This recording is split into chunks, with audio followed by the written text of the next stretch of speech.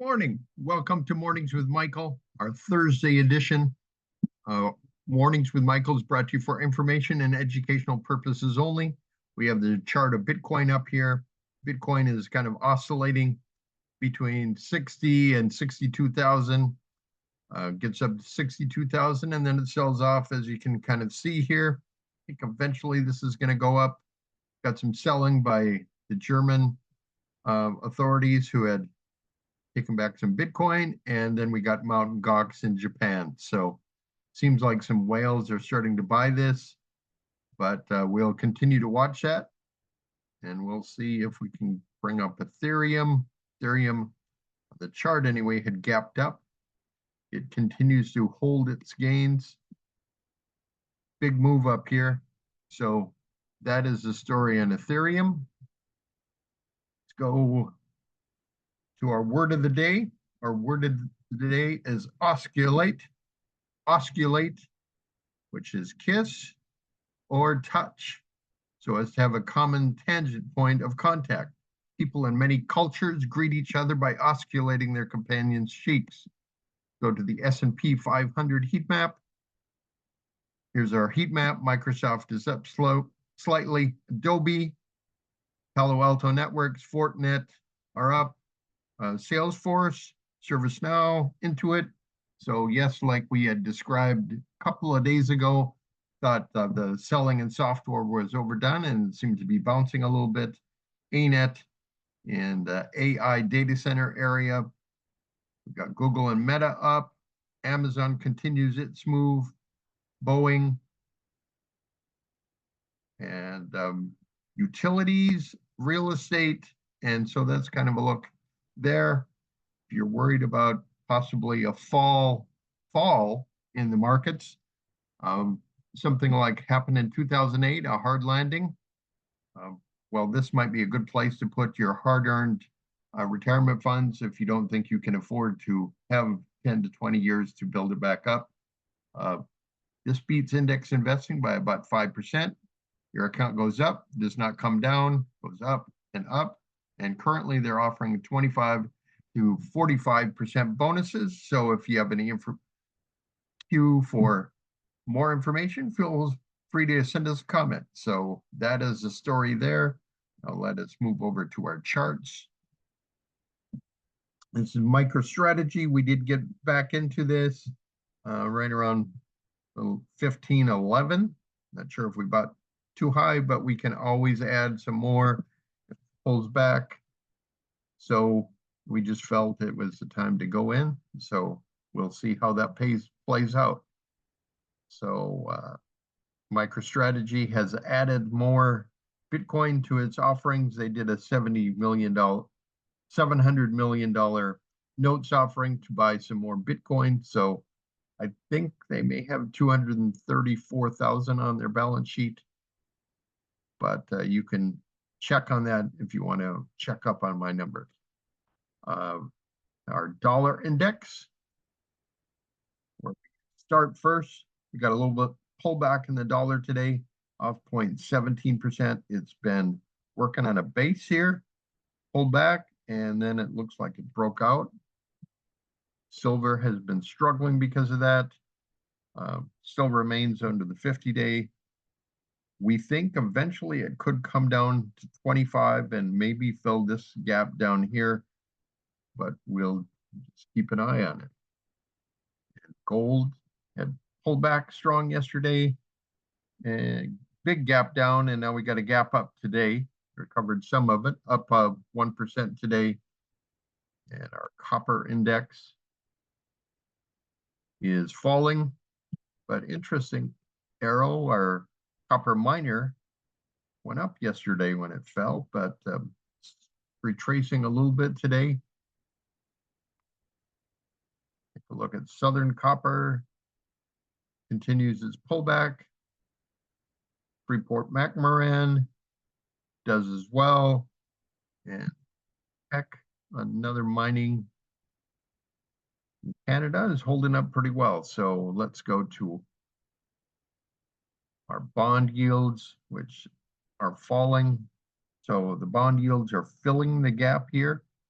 Now the question is whether once they filled the gap, if they go back to going up.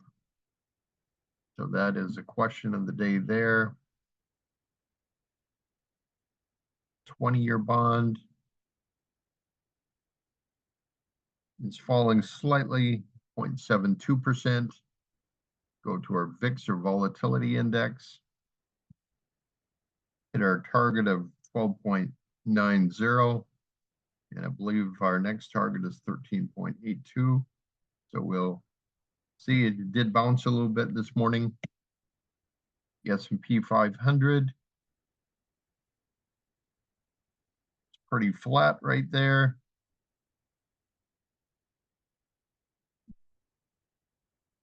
Our equal weight in the S&P, take all the heavy weight of the big cap tech stocks, and it is falling slightly, pretty flat for the day. Look at our NASDAQ. NASDAQ remains pretty flat. It did pull back yesterday, but it did go positive. So it's not how you open, it's how you close.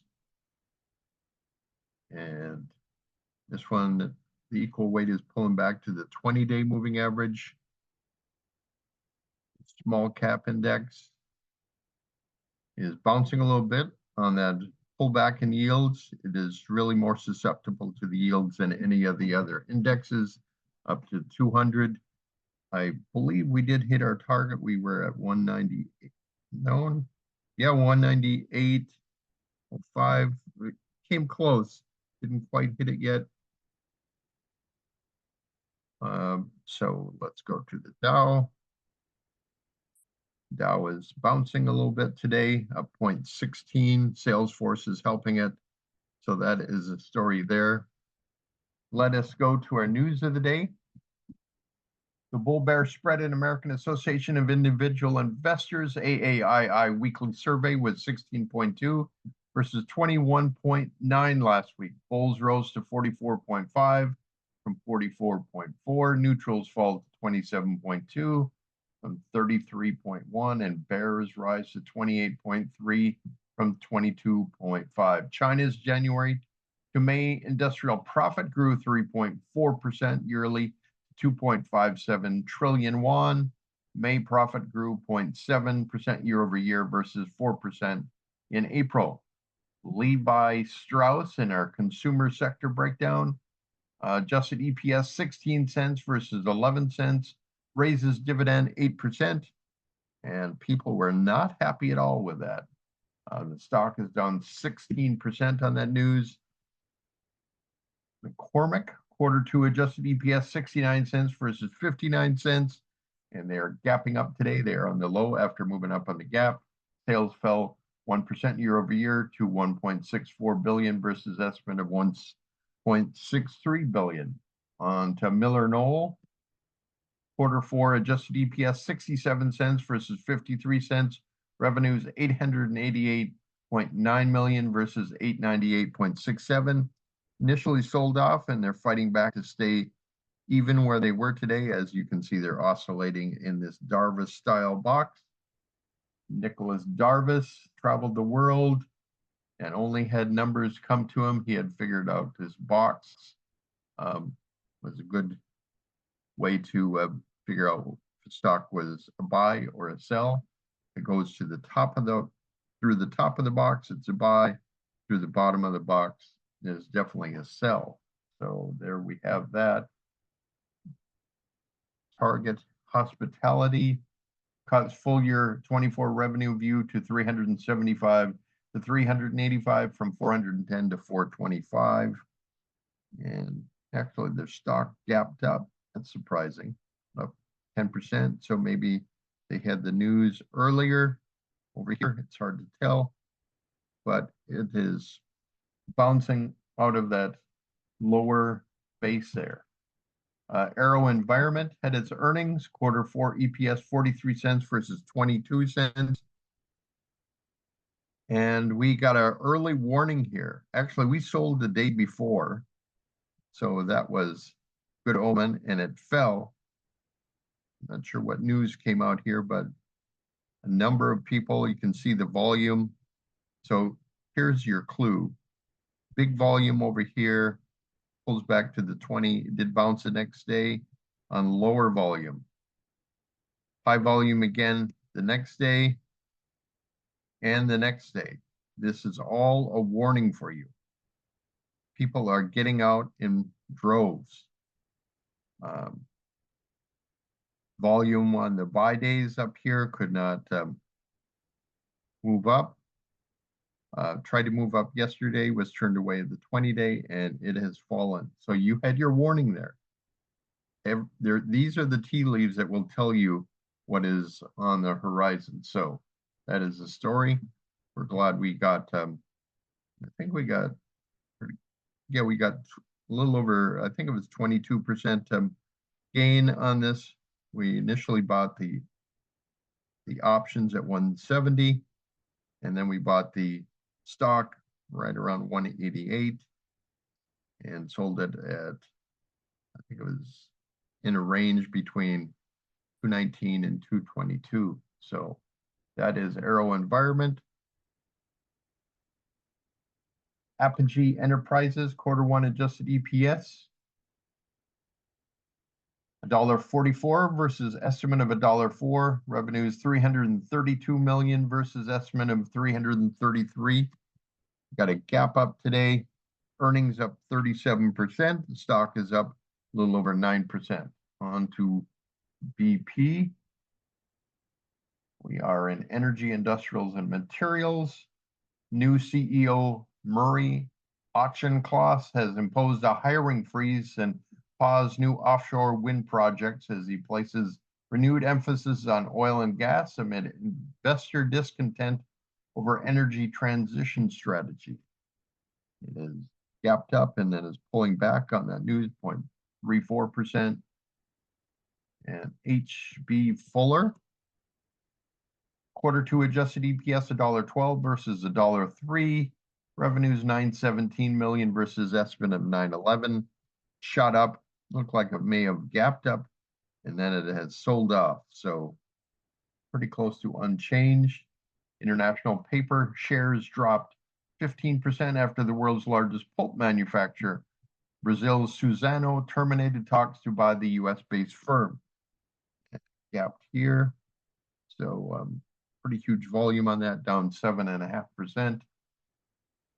On SpaceX will sell insider shares at $112 a piece in a tender offer, a higher than expected price, and boosts the value of Elon Musk's space and satellite company closer to $200 billion, sources say. And Worthington Steel, Q4 adjusted EPS $1.06 versus $1.47. You would think it would sell off. Initially it did. Now it's bouncing. Maybe some information on the call has incentivized people to move forward. Revenues rose 3% to 911 million.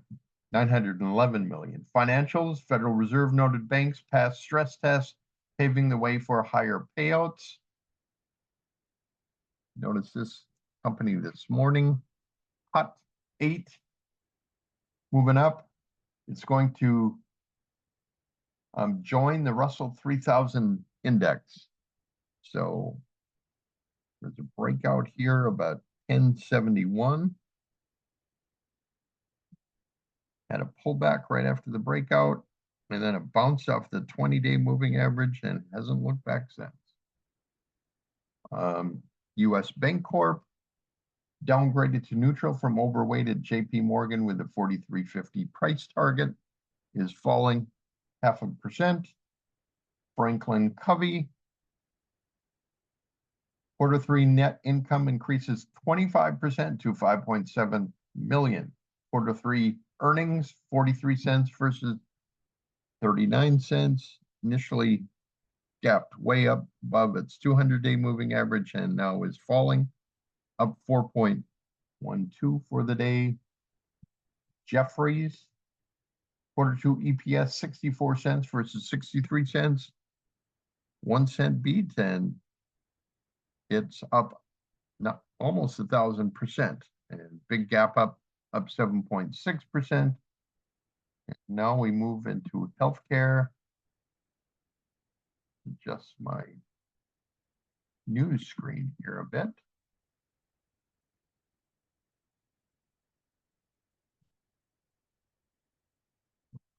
Sure what happened to our news screen, it disappeared.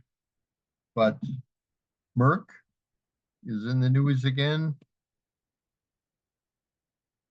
Daiichi Sankyo and Merck said the FDA turned away a proposed lung cancer drug due to concerns about third-party manufacture.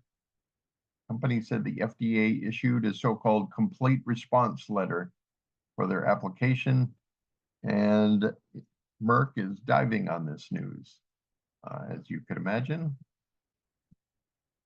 Recursion Pharmaceutical prices 200 million public offering of Class A common stock, and it is diving down nearly 20% on that news.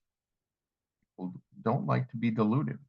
Verona Pharma said the US FDA approved its inhaled therapy Ohtuvayre as maintenance treatment for a chronic lung disease. It is the company's first and provides a new inhaled non-steroidal treatment for chronic obstructive pulmonary disease. And it moved up slightly and pulled back. After it hit its 200-day moving average, it's up 2.25%. And on to technology, media, and telecom. BlackBerry, Q1 non-GAAP loss of 3 cents versus consensus 4 cents. Stock is up 14%. This is pretty much a penny stock. So earnings negative 150% for the quarter.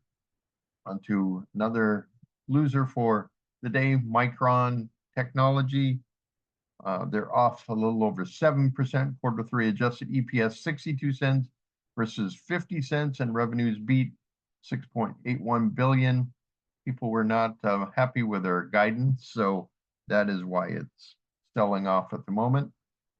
And finally, Concentrix, Q2 EPS $2.69 versus estimate $2.62. Q2 revenues 2.38 billion versus 2.35, and it is gapping up. It is up almost 11%. So there you have it. That's our news of the day. We'll see if this is a bottoming base. Had a little buying over here, and some pretty good buying 2 days in a row. Kind of trailed off. Selling, even though it was high here, wasn't as high as the day of the buying. I'm not sure if you could have read that through the tea leaves or not, but let's go see what's up. 5% on 100% increase in volume.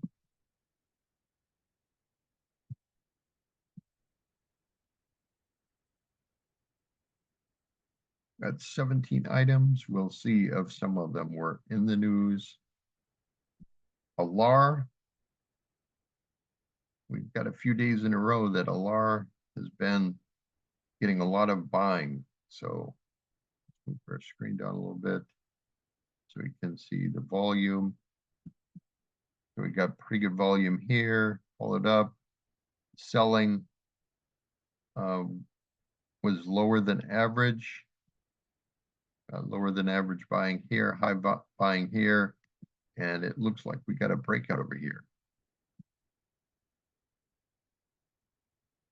Just draw the line, kind of like that. I guess you could have gone a little higher, but this is definitely a breakout today. American Public Education. Looks like they're jumping into the buy zone there, up 5%. And Terex, huge price move here, up 20%. Earnings came in at negative 162, must have beat anticipated earnings, so that is moving up. Apogee, I believe we talked about yesterday. Maybe not, but it is definitely gapping up today, up 10%. Pretty good volume.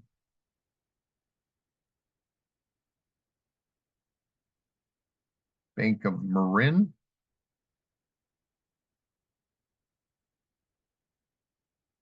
Pretty amazing. Bank of Marin made the list. It is slow to come around here.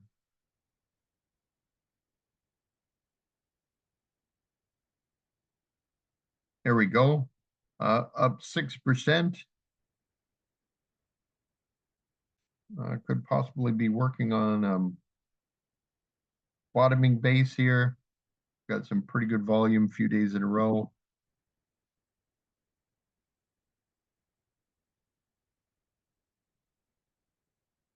We got Camtech. We already looked at Concentrics in the news. Camtech breaking out of a little bit of consolidation, pulled back to the 20-day, and now is breaking out of that area. I3 verticals, class A. Look at that gap up 13%. Operates technology-enabled payment processing.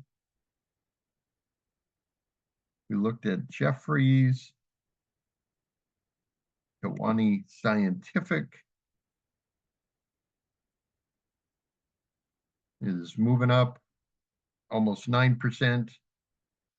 Lindsay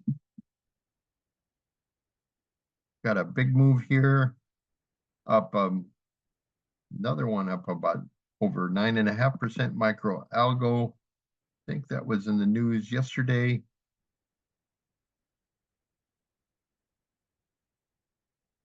Yeah, bounced above the 200, and now it's up another 16%. Fizz, natural beverage. Wow, look at that move. Definitely filled the gap. Up, earnings up 21%. Stock is up almost 11%. I'd be interested to look at Celsius now. Celsius has had a big sell-off. Restoration Hardware got a gap up here, up a little over 6%. The Stevonto Group has got a up 11%. We'll have to see if this is a bottoming base. Cleared the 20-day moving average. Worthington Steel moving up a little over 6%. And finally is Zeta Global Holdings. Operates a cloud platform that provides enterprises consumer intelligent marketing automation software. So this is the ANTS, institutional buying over here. Tracks heavy buying by institutions. You can see the price volume over here. Sometimes these institutions are buying late and a pullback to the 20-day moving average, and then pulled all the way back to the 50-day. This is usually when institutions support the stock, and it bounces, and it is definitely clearing over here. Look at all the volume yesterday. So that is the story. Let's take a look if there's anything different. Up 10% with 200% increase in volume. We are going to pause for a second to pull it up. So this is Amazon. Just to say that we bought this yesterday on the breakout here. This is an ascending base. Just continues on up. They were in the news on their fight against Temu, their competition in China. And we'll just show the owner of Temu. For some reason, this is going a little slow.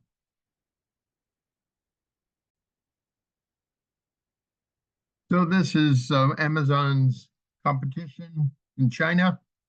See a big fall on the news that their competitor is going to come in strong. So They hit this peak here and had a big selling over here. That was your first clue. Had a little bit of a bounce of the 10-day and then fell to their 20-day. Had a little bit of a bounce, and then when it came sliced right through the 20-day, this would be a sell point. And now it's come all the way through the 50-day. When it slices through the 50-day like this is the last item last point of sale. So that is the story with PDD. Just take a look where we are. We added to NVIDIA yesterday, 123. We had sold 60% of our holdings at 138, and then we bought some back yesterday at 123.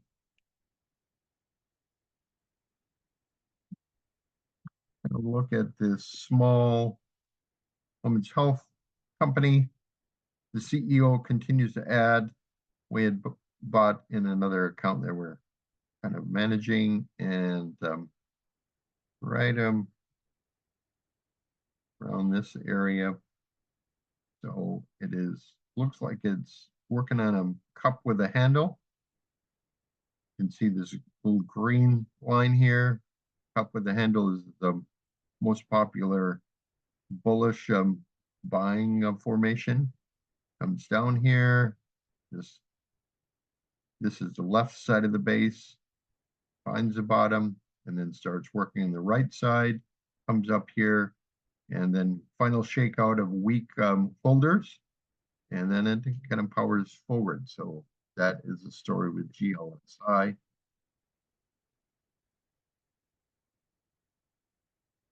Brothers is moving higher. We didn't really cover the news on the Labor Department. First quarter GDP reading came in at expected at 1.4% and a quarter-over-quarter annual rate. Personal consumption expenditures came in at a surprising low 1.5% versus a 2% consensus estimate as consumers tighten their belt. And so that's kind of the financial news out today. Dutch Brothers, we bought at 34.50. We initially bought on this gap up. Came up to here, we had her stop, it hit her stopped here. Decided we wanted to get back in, so we bought at 34.50, and then we bought the $36 options, bought 3 of them, sold one of them at 127% gain. The others we saved and we exercised into the stock, getting pretty close to the profit zone right now. So we'll see about that. I think we may be looking for a longer move. We'll see once it gets up around the profit zone. So Kava continue to hold. We sold the $100 covered call on Kava, kind of protect any pullback, which we definitely got. We get pullback here. And Elf Beauty, we sold the 225 covered calls on Elf Beauty. It's up about 4% today. Just kind of remaining in this pivot area.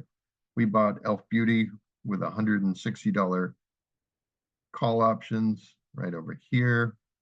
Pull back a little further and then bounced on earnings. We just had a strong feeling earnings were going to come in stronger than most people were concerned about.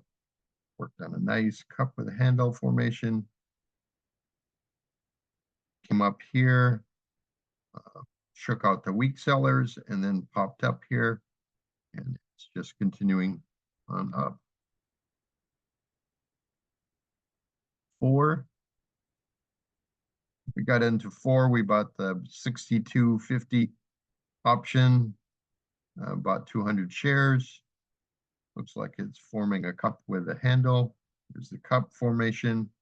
Here's the handle, shakeout of weak holders. Pulls back the 20-day, and it's starting to pop.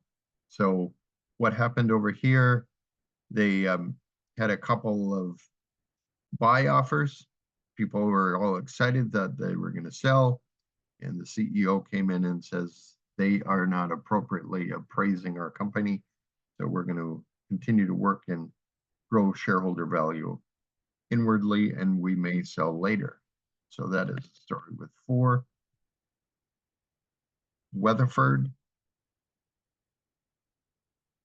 continues kind of oscillating back and forth. We initially bought this at 65. We continually have been selling call options. We successfully had taken the $125 call option, and now we've sold the $130 call option. So that's how we'll continue producing dividends with Weatherford.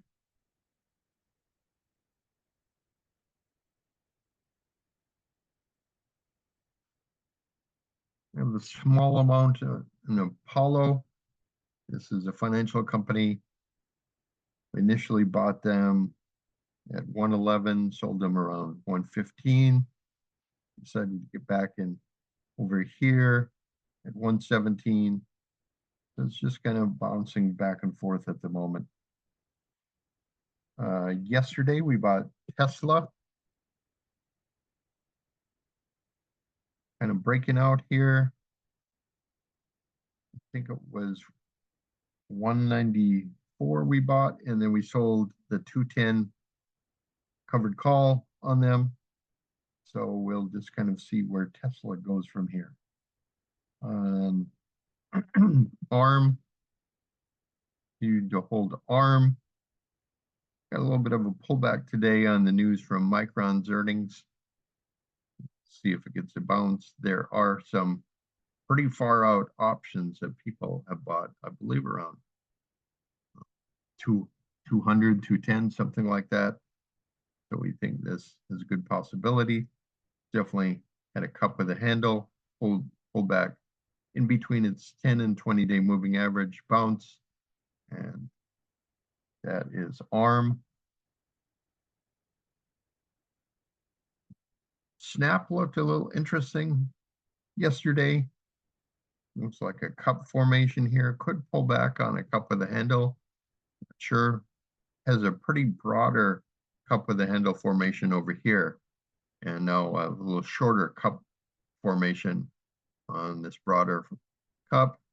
So we put on an option trade on this. It was 16 to 19 on Snap, Crowd, Strike. They're a favorite in the cyber technology. We bought the $320 call option. We were a little concerned when it pulled back here, but it looked like a cup with a handle. Felt strong about the earnings. Popped on earnings.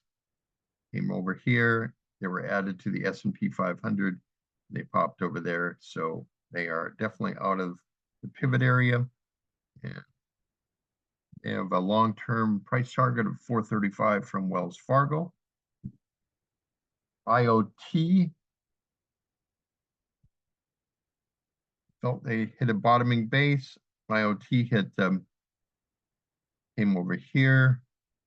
We put on the $29 options, about 10 of the call options, and that is up another 4.7% today.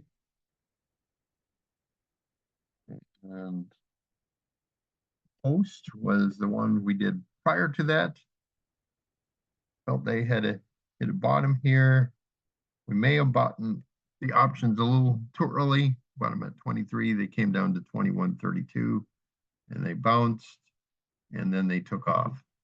And right now it's just short of $26 as they come into the true pivot zone. We had initially bought them right before earnings over here, had pretty good feeling that they're going to come out, gapped up on earnings, came up here. We did put a stop right about here, hit our stop, and then we just wanted to get back in. So we had a nice little profit there, and then we're back into Toast at the moment. So that is a look at what we're currently doing, where the market sits, our word of the day. Sure if I showed our ETF of the day, but this is our ETF of the day. We can take a look at some of the other, we really like that ETF of the day. Pulled back, a double bottom formation, broke out here and is getting to the true formation. We look at Amazon, which is our stock of the day from this ETF of the day. Energy looks like it's oscillating within this box. It may pop above the 50-day. We'll just continue watching that. Oil prices doing pretty similar here. Oil is up today, even though the ETF is down. This is another ETF we really are continuing to watch. Goldman Sachs is kind of one of the leaders there. And their STEP is one of the recent IPOs that is doing well in this area. And broke out over here, and now it's in the profit zone.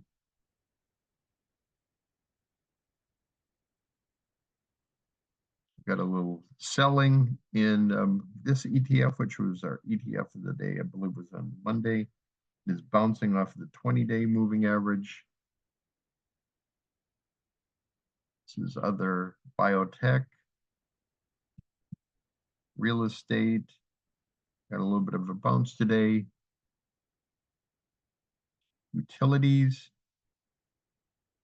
Pulling back here to the lower edge of the box.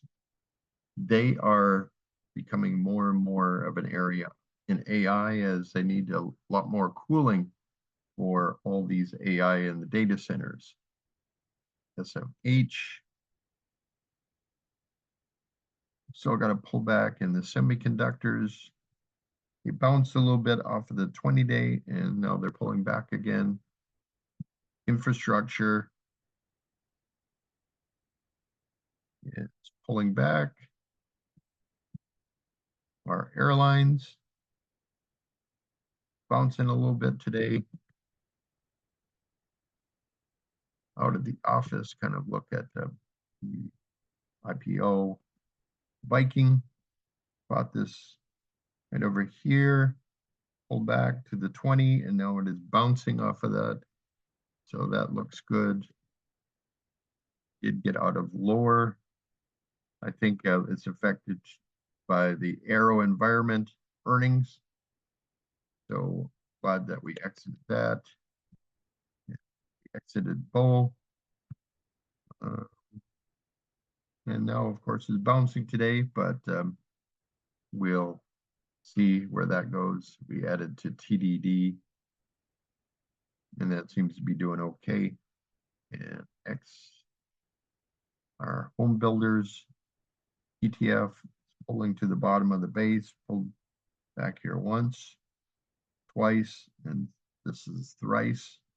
So we'll see if we can finally make a move off of that. A lot of it depends on the bond yields. And this has been our favorite ETF, triple hedge FANG. And it did pull back to the 20-day moving average, and now it is bouncing up 2.5%. So there you go. This has been Mornings with Michael for information and educational purposes only. It is your responsibility to do your own due diligence. Keep going out there and working on your goals and have great activities to support those goals. We can help you with any of your financial goals. Please feel free to reach out to us. And in the meantime, have a successful day. Thanks for tuning in, and we'll catch you up on Friday.